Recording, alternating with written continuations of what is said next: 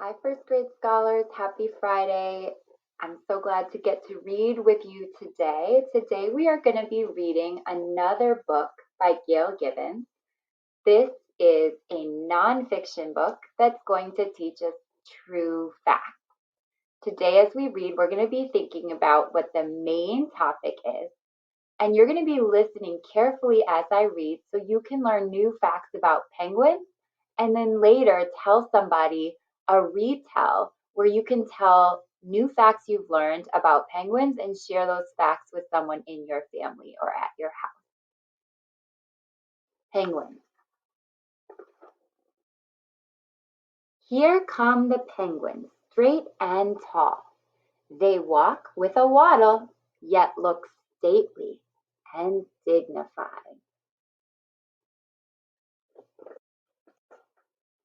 There are 17 different kinds of penguins. The smallest is a little blue penguin. It is about 1 foot tall.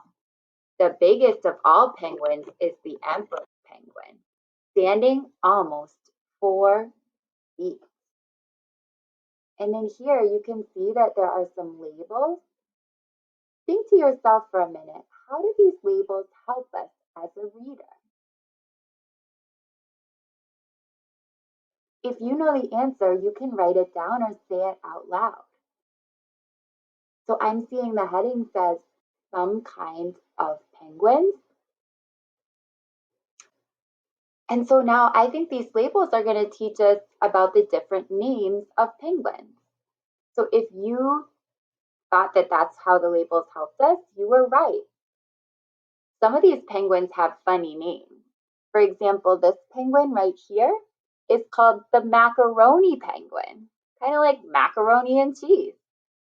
This one is called the emperor penguin, the king penguin, the chin strap penguin, because it looks like he has a little strap on his chin.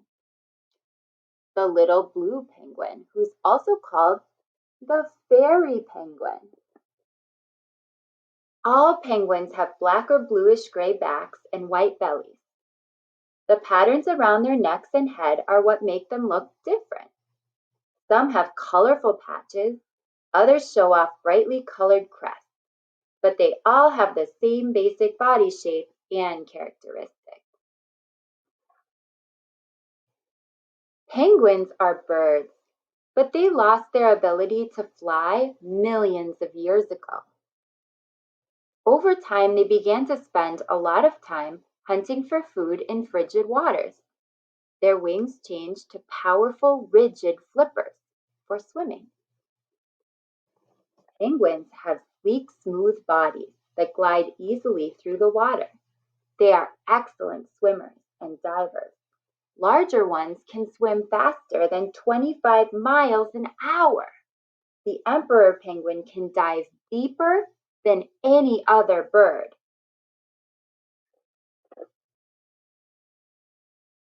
Groups of penguins may stay at sea for weeks at a time.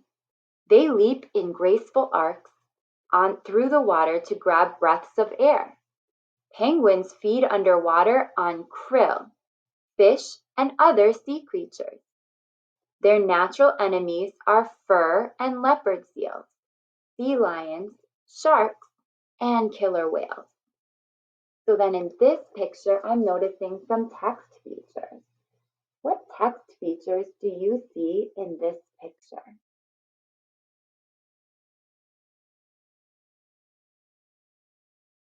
That's right. I see some labels. These labels help us to see the enemies of the penguin. These are the different types of animals that hunt the penguin: the killer whale, the shark, the leopard seal, the fur seal, and the sea lion.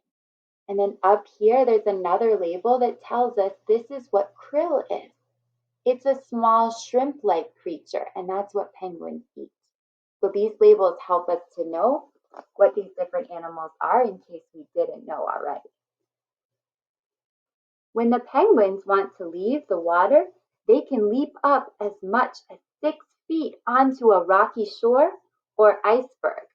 They climb rocks easily, hopping from one to the other. Sometimes penguins speed over snow and ice by dropping onto their bellies and sliding. It's sort of like they're on a sled, just riding their bellies all the way down the hill. That looks like so much fun. A penguin's many feathers are small and stiff. They form a warm, waterproof covering. In really cold places, penguins have an extra layer of long, downy feathers underneath. They also have thick layers of fat to keep them warm.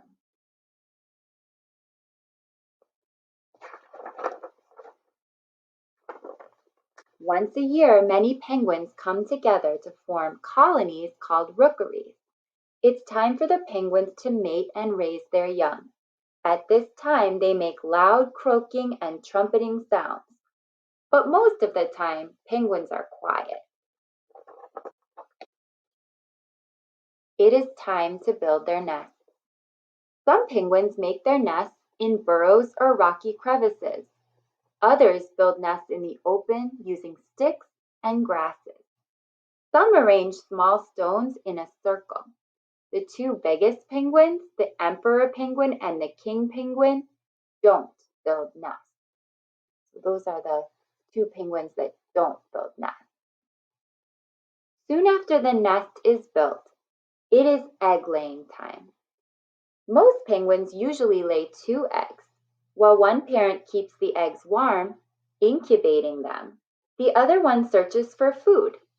Incubation can last 30 to 60 days depending on the kind of penguin. The penguins fiercely guard the eggs and their nesting territory. There's the penguin sitting on that egg to protect it. After about 65 days, the egg hatches. The female returns around this time.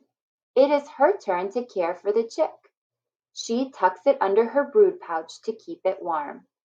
Then, the male emperor is free to swim out to sea to feed. The chick weighs about 11 ounces and is covered in gray, soft down. The mother has food in her belly. When the chick is hungry, ugh, listen to this. The mother throws up or regurgitates a meal for it. So the mother eats a meal, and then when she's ready to feed the baby, she regurgitates or throws up the food to feed the baby. That's kind of disgusting. When the father returns, both parents take turns feeding and keeping the chick warm. The chick grows. When it's about 8 weeks old, it weighs around 4 pounds. Now the chick is too big to stay under its parent's brood pouch. The chicks begin to gather into groups called creches. They huddle together to stay warm. When the sun shines, they scurry around, getting stronger and practicing their balance. And there's the little creche. A creche is like a group of baby penguins that gather together now that they're old enough to leave their parents. And then we're going to stop there for today. So now I want to close the book and I want us to think back about our 5-finger retell that we practiced earlier this week. So now I'm going to practice doing a 5-finger retell. First, I need to think about what the main idea of this book is. What is this book all about? Well, the title of the book was Penguins. I learned a lot about penguins, so the main idea is, that's right, all about penguins. This book is all about penguins. One key detail I learned is that penguins are excellent swimmers.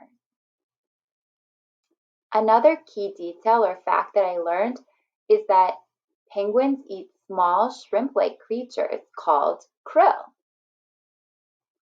And then third, I learned that when baby penguins leave their parents, they go to a group called a creche. Now finally, on my last finger, I can share either an interesting or really new, cool fact I learned, maybe something I didn't know before, or I could share a question I still have. Now, I learned that the penguins keep their egg inside of a little brood pouch. It's like a pouch at the bottom that the egg stays warm in, and then the baby penguin stays warm in there as well. I think that's pretty cool because I knew kangaroos have pouches, but I didn't actually know that penguins had pouches. So that's pretty cool.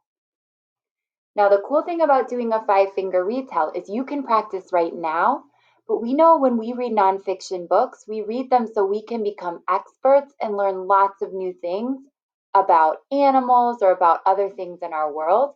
And so tonight, after you've practiced your retell today, you might want to sit down with someone in your family and do the same thing so that you can teach them some new and interesting facts that maybe they didn't already know about penguins. So go ahead and try it with me. First, we're going to start again with the main idea. Go ahead.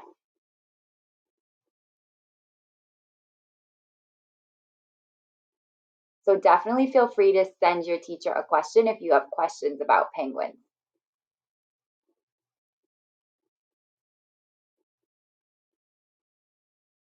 Awesome job. So today we got to practice our 5-finger retell. This is a great way to show what we have learned about something, especially when we're reading nonfiction books and we're learning lots of new and interesting facts. Now, if you want to stick around, I actually have a really cool video at the end that will show you how to draw a cartoon penguin. So if you want to stick around, you can keep the video playing, grab a piece of paper and a pencil, and you'll learn how to draw a cartoon penguin. Then if you want, you could write some facts around your picture of your penguin and use that to teach somebody about all you learned today. If you don't want to stick around, that's okay too. I had so much fun reading with you today, and I can't wait to see you again soon. Bye.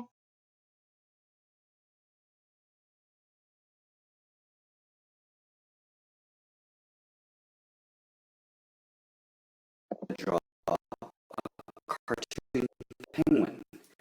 So we're going to start with the eyes. We're going to draw two big eyes on either side of his face. So on the top of the left eye, we'll start, we'll come down, we'll draw a circle. We'll move over to the right side and draw the exact same thing. So starting at the top, move around to the bottom, and back up to the top again. Now let's draw the pupils. So we're going to make them a little bit cross-eyed. So we'll draw one pupil on the left here, on the bottom right corner. We'll draw a little highlight on the top left corner. We'll draw a small little circle like this, and we'll color everything else in black.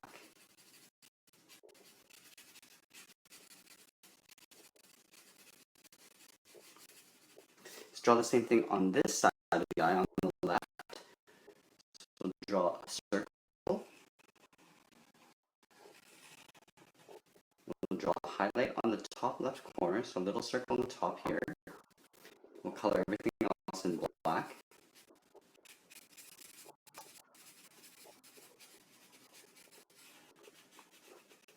Okay, now we'll draw in the mouth. So in the middle of the face, between the eyes, we'll come down a little bit and draw a half circle. So starting on the left, towards the right, little half circle. We're going to connect these 2 points with a slight curve going down and back up again. Now underneath this line, we're going to draw a smaller half circle. So we're going to come in a little bit on the left, come down, and then back up on the right like that. Let's draw on the top part of the head. So on either side of the eye, we're going to start on the left side, curve up to the top, and then back down on the right side here. So start our pen on the left, curve up to the top of the head, and we'll curve down on the right side. Now we're going to connect these 2 points by coming out a little bit wider and then all the way down. So we'll find a spot in the middle of the face by the chin. So on the left here, I'm going to curve out and come down to the bottom of the chin and then come around to the right from here, we're going to draw the lines on top of the eyes. So starting on the left side, just above this eye, draw a curve going around the eye and straight down into that beak. Start at the beak on the right side, we'll go up over the right eye and over to the outside. Let's draw on the body. So we're going to draw a big sort of oval shape down here. I'm going to draw the body down to where my finger is. Starting on the left side, I'm going to curve out and then just round up the belly near the bottom and back up to the right side. We're going to draw a little belly detail. So we're going to draw the same shape, but just a little bit smaller on the inside. So starting on the left side here, come down, and then we're going to curve back up on the right side. Let's draw some wings. So up here where the head meets the body, we curve out. Let's do the same thing on the right side. This. Now we're going to round out the tips of the wings and come back in towards the body.